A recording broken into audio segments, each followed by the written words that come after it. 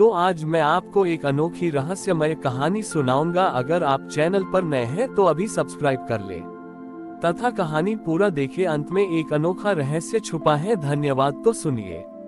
बहुत पुरानी बात है। हिमालय की पहाड़ियों के बीच एक छोटा सा गांव था जहां केशव नाम का एक चित्रकार रहता था। केशव जन्म से ही रंगों और रेखाओं का शौकीन था, परंतु उसकी एक विशेषता थी, वह कभी महादेव का चेहरा नहीं बना पाता था।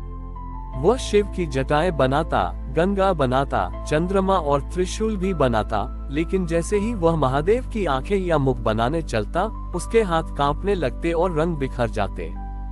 केशव को लगता था कि वह एक अधूरा भक्त है। वह अक्सर गांव के पुराने मंदिर में जाकर रोता और कहता, हे महादेव, क्या मेरा प्रेम इतना फीका है कि मैं आपका चेहरा तक याद नहीं रख पाता। मैं आपको हर जगह महसूस करता हूँ, पर कागज पर उतार नहीं पाता। एक दिन गांव में एक बहुत बड़ा अकाल पड़ा। नदियां सूख गईं और हर तरफ हाहाकार मच गया। गांव के लोग अपनी कीमती वस्तुएं लेकर पलायन करने लगे। केशव के पास केवल उसकी फटी हुई पोटली और कुछ सूखे रंग थे। रास्ते में उसे एक बूढ़ा राहगीर मिला जो प्यास से तड़प रहा था। उसके पास जल की एक आखिरी बूंद भी नहीं थी। केशव ने देखा कि वह वृद्ध कोई और नहीं बल्कि वही व्यक्ति था जिसे गांव वाले हमेशा तिरस्कृत करते थे, क्योंकि वह कुष्ठ रोग से पीड़ित था। केशव ने अपनी पोटली बेची और उससे प्राप्त चंद सिक्कों से उस वृद्ध के लिए भोजन और जल का प्रबंध किया। वह वृद्ध के घावों को साफ करने लगा। जैसे जैसे केशव उस वृद्ध की सेवा कर रहा था, उससे अनुभव हुआ कि वृद्ध की आंखों में एक अजीब सी गहराई और शांति है। सेवा करते करते केशव इतना थक गया कि वही सो गया। स्वप्न में उसने देखा कि वह एक विशाल शून्य में खड़ा है और उसके सामने वही वृद्ध खड़ा है। अचानक वह वृद्ध प्रकाश के एक पुंज में बदल गया और साक्षात महादेव प्रकट हुए। महादेव का कोई निश्चित चेहरा नहीं था। उनके चेहरे में कभी उस प्यासे वृद्ध की छवि दिखती, कभी किसी रोते हुए बालक की, तो कभी किसी थके हुए मजदूर की। महादेव ने मधुर स्वर में कहा, केशव, तुम मेरा चेहरा ढूंढ रहे थे। मेरा कोई एक चेहरा नहीं है। जिस भी पीड़ित की सेवा में तुम अपना अहंकार और सुख त्याग देते हो, उस क्षण उस व्यक्ति के चेहरे में मेरा ही वास होता है। तुमने आज अपनी कला से बड़ा कर्म किया है, इसलिए आज तुम्हारी कला पूर्ण होगी। अगले दिन जब केशव की आंख खुली, वह वृद्ध जा चुका था। केशव ने तुरंत अपनी कूची उठाए और एक चित्र बनाना शुरू किया। इस बार उसके हाथ नहीं कान पे। उसने एक ऐसा चित्र बनाया जिसमें महादेव का आधा चेहरा शिव का था और आधा उस पीड़ित वृद्ध का। वह चित्र इतना जीवंत था कि जो भी उसे देखता, उसकी आंखों से प्रेम के आंसू निकल आते। गांव में वर्षा हुई और सब कुछ ठीक हो गया। केशव समझ गया कि शिव को चित्रों में कैद नहीं किया जा सकता, उन्हें केवल सेवा और करुणा के रंगों से ही जिया जा सकता है। वह चित्र आज भी उस गांव के मंदिर में है, जो भक्तों को ये सिखाता है कि नर सेवा ही नारायण सेवा है। केशव का वह अद्भुत चित्र अब मंदिर की सबसे बड़ी शक्ति बन चुका था। लोग दूर दूर से उस अर्ध मानव अर्ध शिव चित्र के दर्शन करने आते थे। लेकिन केशव के मन में अब भी एक जिज्ञासा शेष थी।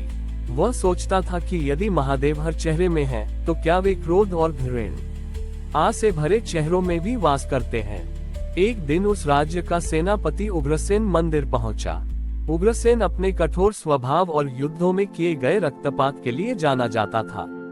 उसने जब केशव का चित्र देखा तो वह जोर से हंसा और बोला, चित्रकार, तुमने महादेव को एक भिखारी और रोगी के रूप में दिखाकर उनका अपमान किया है।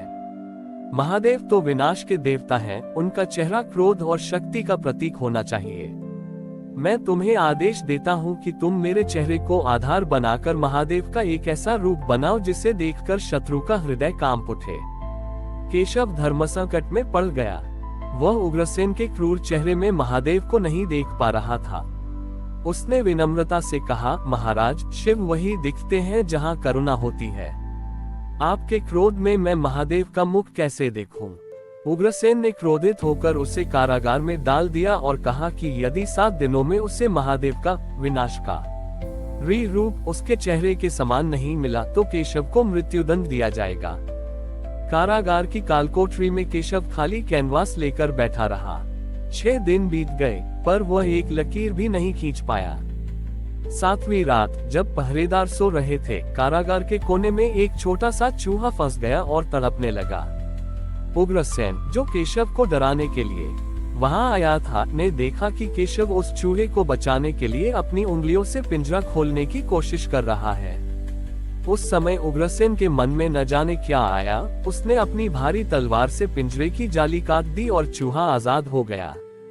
उस पल उग्रसेन के कठोर चेहरे पर एक क्षणिक कोमलता और संतोष का भाव आया।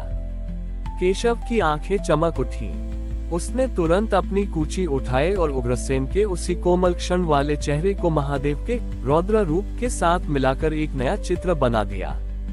सुबह जब राजा और उग्रसेन वहां पहुंचे तो चित्र देखकर दंग रह गए। चित्र में महादेव का तांडव रूप था, लेकिन उनकी आंखों में क्रोध नहीं, बल्कि पापियों के प्रति दया और रक्षा का भाव था।